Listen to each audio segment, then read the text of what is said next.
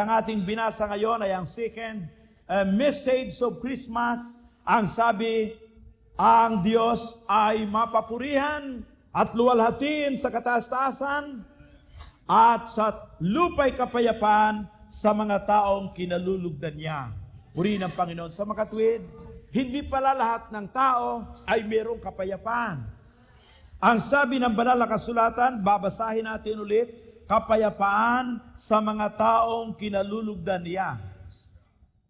Ito ang mga tao na itinakdaan ng Diyos ng kapayapaan.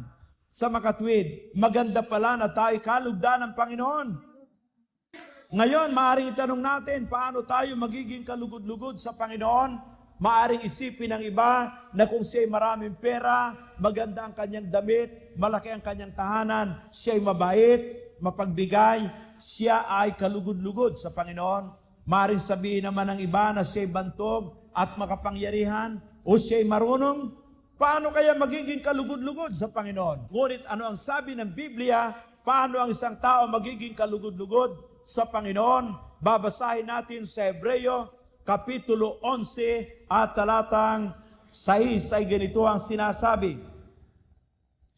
At kung walang pananampalataya ay hindi maaaring maging kalugod-lugod sa Kanya, sapagkat ang lumalapit sa Diyos ay dapat sumampalataya na may Diyos at siya ay nagbibigay ganti sa mga nagsisihanap sa Kanya. Ganito palang pamantayan ng Diyos upang maging kalugod-lugod sa Kanya. Kung walang pananampalataya, ay hindi maaaring maging kalugod-lugod sa Kanya.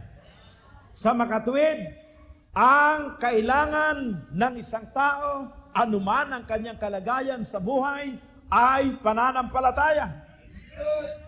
Purihin ang Panginoon.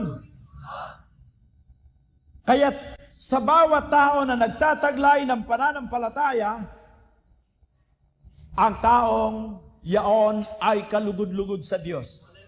Purihin ang Panginoon. Sa makatwid, hindi mahirap na maging kalugod-lugod sa Diyos. Kailangan ang isang tao lamang ay lumapit sa Diyos na may pananampalataya.